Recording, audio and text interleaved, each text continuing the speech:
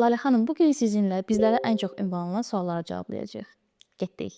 Başlayaq. Həkim, deməli bu sual bizə ən çox ünvanlanan suallardan biridir. Hansı ki, xanım deyir ki, qarında və belimdə sancılar var və xüsusilə də bu menstruasiya zamanı baş verir. Bunun səbəbi nədir? Menstruasiya zamanı bel və qarın ağrıları adətən uşaqlıq yığılması səbəbilə ola bilər. Amma bu ağrılar çox şiddətlidirsə və ağrıkəsici ilə keçmirsə, uşaqlıq mioması, yumurtalıq kisti, endometrioz və digər ginekoloji xəstəliklər səbəbilə də ola bilər.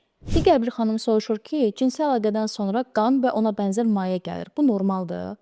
Xeyr, normal deyil. Cinsi əlaqədən sonra qan gəlirsə, bu uşaqlıq boynunun xərçəngünü xəstəliyi ola bilər, iltihabi xəstəliyi ola bilər və ya uşaqlıq boynunun polipi ola bilər. Əgər bu durum təkrarlanarsa, mütləq həkimə gedin.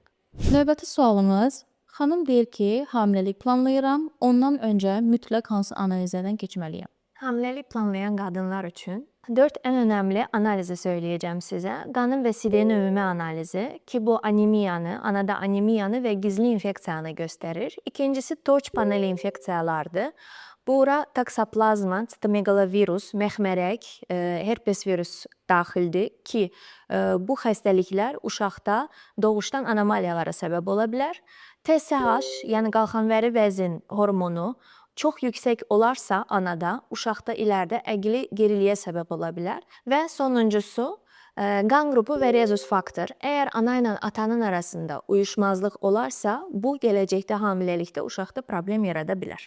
Bir çox xanımın ortaq problemi də qaşınma ilə bağlıdır. Hansı ki, xanım deyir ki, qaşınma bəzən çox olur, bəzən olmur.